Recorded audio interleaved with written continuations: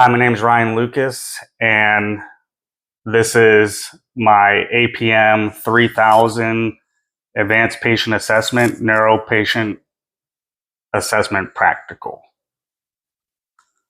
Okay. Location is an acute care clinic. Nature of the call, walk-in patient complaining of a shaky right arm. Personnel on the scene, you, a paramedic, and a typical acute care clinical staff are available. You work for a local EMS company attached to an acute care clinic. When not actively on EMS calls, you and your coworkers assist with patient care in clinical space. You just arrived on shift and are approached by one of the nurses who asks you to see a walk-in patient in room number 1, and they will get Dr. Peterson. The room is equipped with standard medical furnishing, including an examination table where the patient is seated, looking slightly anxious yet cooperative. Medical charts and a digital screen displaying the patient's medical history are on a nearby desk. Medical equipment on a supply cart nearby includes a reflex hammer, cotton tip swabs, alcohol pads, tongue depressors, a stethoscope, a vital signs monitor, a tuning fork, and a pen light. The patient, a 52-year-old female with a professional demeanor, is dressed in casual attire, possibly reflecting their occupation as a software engineer. Their right hand exhibits Helena hoodie on. Their right hand exhibits occasional tremors, which they seem to consciously try to suppress, drawing your attention to the neurological focus of the assessment. The atmosphere is calm, with the ambient noise of the clinic faintly permeating the room. The patient appears ready to discuss their symptoms and undergo the necessary evaluations, reflecting a sense of trust and expectation towards receiving help for their condition. The patient location, they are sitting on a chair or exam table in the clinical exam room. Age, sex, weight, 52-year-old female, 144 pounds.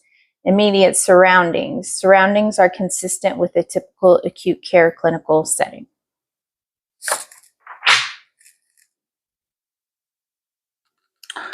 Okay, I'll knock, open the door. Hi, my name is Ryan Lucas. I'm a paramedic. I'm here to help evaluate you and get you taken care of however we can. Can I get your name, please? Vicki Lucas.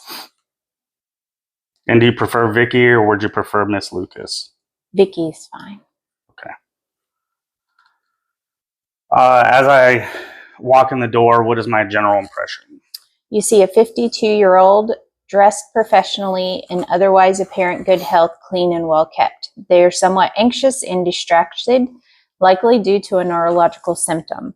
When you enter the exam room, they are sitting on the examination table or chair, intermittently rubbing the right hand, which shows a slight tremor. And despite trying to remain composed, their condition seems to be causing them some distress. What is the patient's current mental status? A notable decline from their high-functioning baseline, characterized by recurrent headaches, episodes of confusion, memory lapses, speech difficulties, and right hand tremors.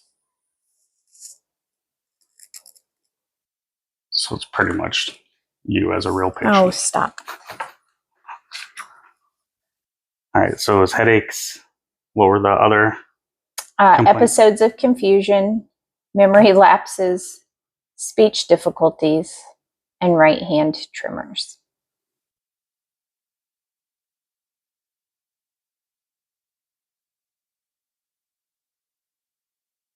All right, so I'm going to assume that the airway's patent since Vicki was speaking back to me. Is there anything of notable interest in the airway? Airway is patent, ventilation is adequate, non-labored. Okay, and then what about their circulatory? Intact. Okay. What is the patient's chief complaint? I'm guessing it's the headaches. Yeah, they visit the clinic, complaints of recurrent headaches, episodes of confusion, and intermittent memory lapses over the past 6 months. Recently, they've also started having trouble articulating words and occasional right hand tremors. I'm going to go into the history of the present illness here. You said 6 months, the headaches, confusion, memory lapse, tremors, and what was the... Difficulty articulating words. Can you tell me a little bit about your headaches? My headaches are severe and more frequent over time. And how long do they typically last? 3 to 4 hours. They are accompanied by light and sound sensitivity. Okay. And then how about your confusion? I feel disoriented sometimes. It's affecting my work and daily activities.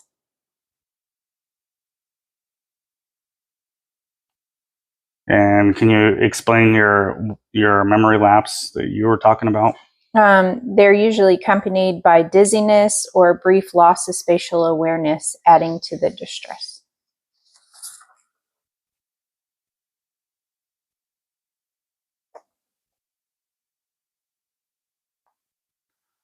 And what do you mean by you have difficulty articulating words? Sometimes I'm unable to find the right words or articulate my thoughts clearly. And as I'm looking at the patient, is she actively tremoring in her right arm? Yes. Okay. Violently or just slight? Okay. What is your significant past medical history? Do you have any diagnoses? Hypertension, and I had an appendectomy at age 30.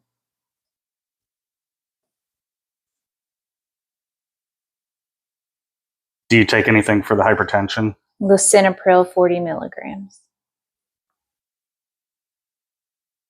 And any complications with the appendectomy? No.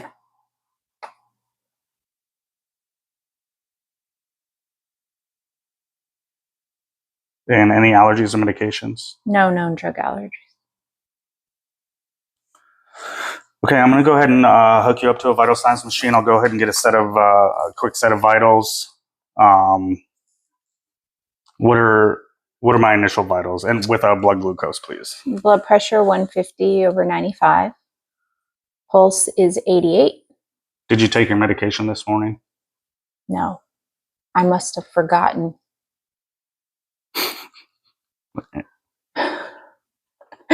What was the pulse? 88.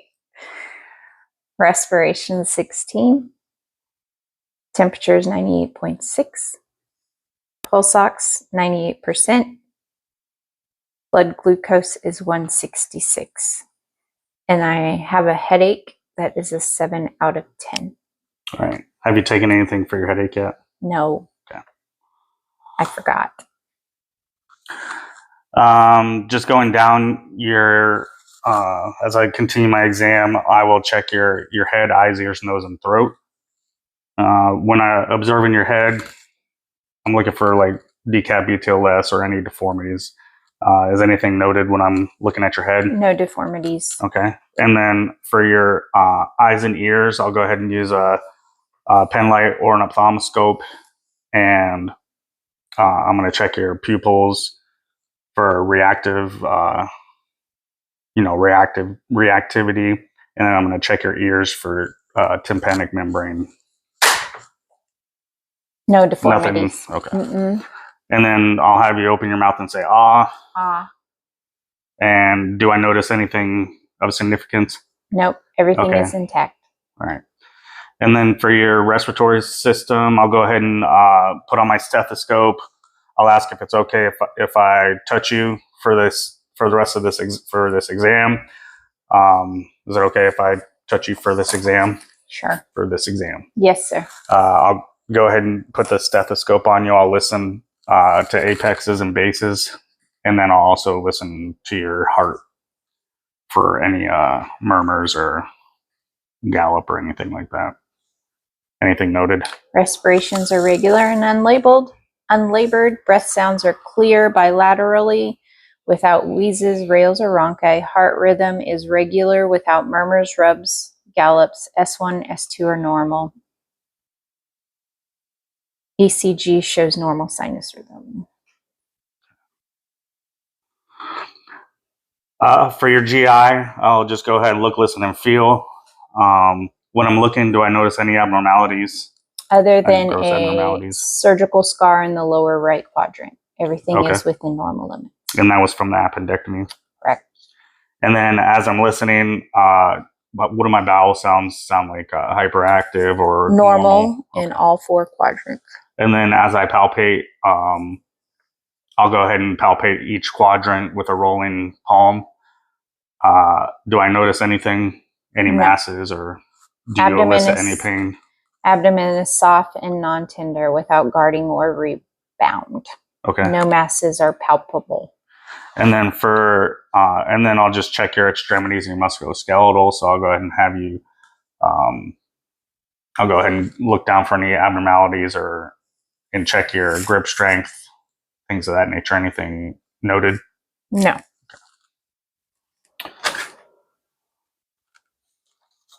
Oh, wait, no, I lied. Grip strength is diminished in the right hand, and the tremor is noted on the right arm and hand. Okay. And what about the legs and the feet? The range of motion is within normal limits on the left side of the legs. Range of motion is slightly diminished on the right side. Okay.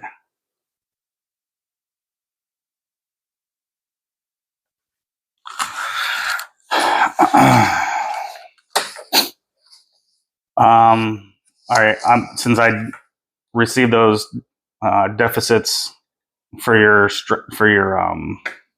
musculoskeletal, I'm going to go ahead and go into my neuro assessment. I'm going to start out with the Cincinnati pre-hospital stroke scale. First, can you go ahead and smile for me? Patient has right-sided facial droop. All right. And then I'm going to have you stand up, and if you can just extend both of your hands out directly in front of you like this with your palms facing up. I'm going to have you close your eyes and count to 10. And is this what I'm seeing? Yeah. Okay. The patient's right hand slowly drops lower than the left. I wasn't sure if you were doing that because I thought it was. That's actually you, or you're being the patient. Stop. So you said there's a drift in the right hand slowly drops. Yes. And then I'm going to have you go ahead and repeat after me. Can you say the sun shines bright in San Diego? The patient can repeat the phrase without complication. The sun shines bright in San Diego. The sun shines bright in San Diego. Thank you.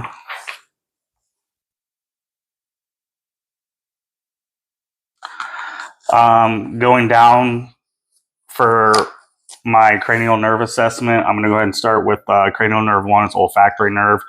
The way that I would test this in a clinical setting would be to present the patient with a familiar smell or an identifiable smell. I'd have them go ahead and close their eyes. I'd place either an alcohol swab or like some coffee grounds or something with a distinguishable scent underneath their nose and see if they can recognize what that smell is. So I would just go ahead and use an alcohol swab since it's usually readily available. When I'm doing that, how does the patient? The patient correctly identifies the presented odor. Okay. So good on that. And then for your for cranial nerve 2, your optic nerve, I would just do a simple visual acuity. If we had a Snellen chart available, I'd go ahead and have the patient conduct a Snellen chart screening with me. Or if we didn't have that available, I'd have them identify certain objects of different distance within the room and repeat those items back to me so that I can test their visual acuity. So visual acuity is within normal limits. Okay, so for cranial nerves 3, 4, and 6, we can go ahead and achieve those three with one test by taking a pen light and checking their pupils for reactiveness. I want to make sure that they're not sluggish or anything, and that they react to the light. I also want to do an H test on them, where I will have them I'd have them begin by looking up into their left, and then to their upper right, to their middle left, middle right, and then lower left, lower right. And I'm looking for nystagmus or any tracking issues when they're doing the H test. Pupils are equal, round, and reactive to light and accommodation. A full range of extraocular movements is noted with no nystagmus. Okay. All right. And then for cranial nerve number 5, I would have the patient look upward and flick the corner of their sclera, or touch the corner of their sclera to elicit a blinking response. And then I'd also take a sharp and blunt object and run it across their forehead for sensation, to see whether they can tell me whether it's blunt pressure or pain, like sharp pointing. When I do that, what is facial sensation is intact, but the patient reports a decreased sensation on the right side compared to the left. Okay.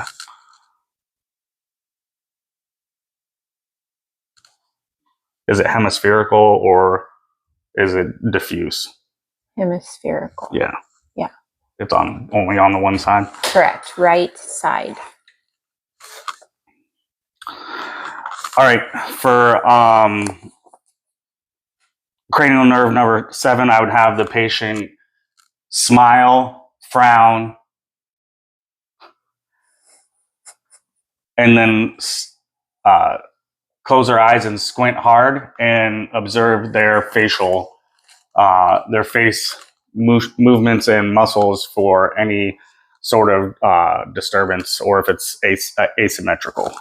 Slight facial asymmetry is noted, with the right side being less responsive, indicating a mild deficit in facial nerve function.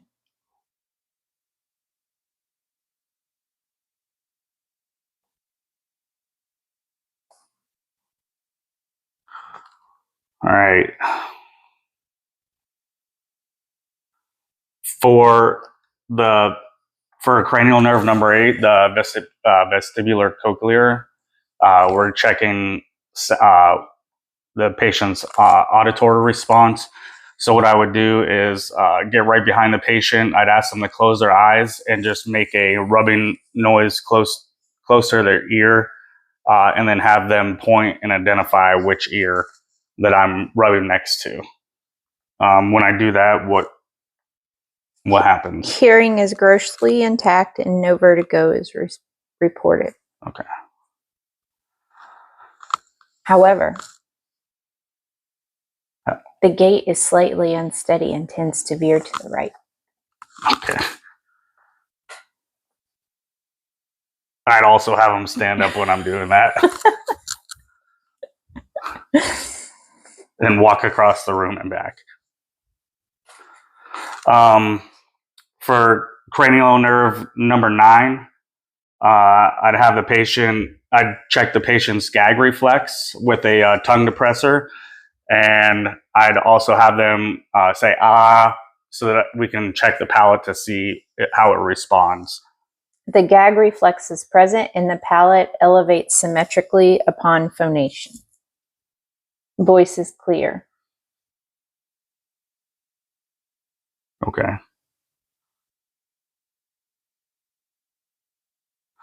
And then for cranial nerve number 10, the vagus nerve, I'd go ahead and have the patient swallow some water, or just dry swallow, and then speak. And what I'm listening for here is if there's a change in their voice as far as hoarseness or anything like that, which would indicate a positive response.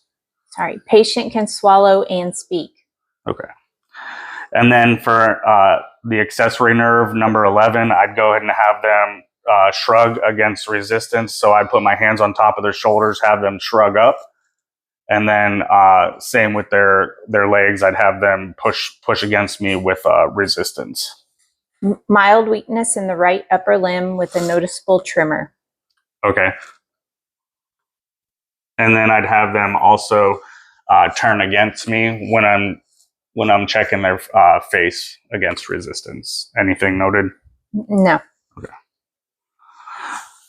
And then for the hypoglossal nerve, number 12, I'd go ahead and have them stick their tongue out and then push left and right with against the tongue depressor for resistance. What do I note when I do that?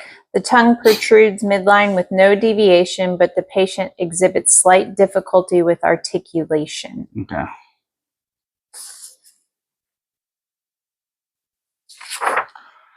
That concludes my cranial nerve assessment. So I'm going to go ahead and continue gathering information and doing a few more diagnostics on them while I'm waiting for the doctor to come in. What does their skin look like? What is their like color condition, temperature? Skin appears healthy, no rashes, lesions. There is a healed surgical scar on the right lower abdomen. Skin turgor is good. Nails are clean, well kept. No signs of clubbing or cyanosis. Capillary refill time is less than 2 seconds. And I forgot to mention it, when I did the Cincinnati stroke scale, since that was positive, I'd go ahead and get our patient ordered in for an MRI or a CT while I'm going down the rest of my neuro exam, waiting for them to get called to the to radiology. Any psychiatric issues? They're just anxious. All right. I'd go ahead and so I would go ahead and prepare this patient for movement while I'm waiting for the provider to come in. Prepare them to go to CT or MRI. I'd also give them some Tylenol for their headache if we have it readily available, and then I would seek expert consultation. So this patient would need to go to either a stroke center or some type of a specialty like neurologic center or neuro center in the area if it's unavailable in the facility that we're at. And then I would just continuously reassess the patient until the provider came in, and then gave further guidance from there. That concludes my neurological assessment for APM3000. Thanks.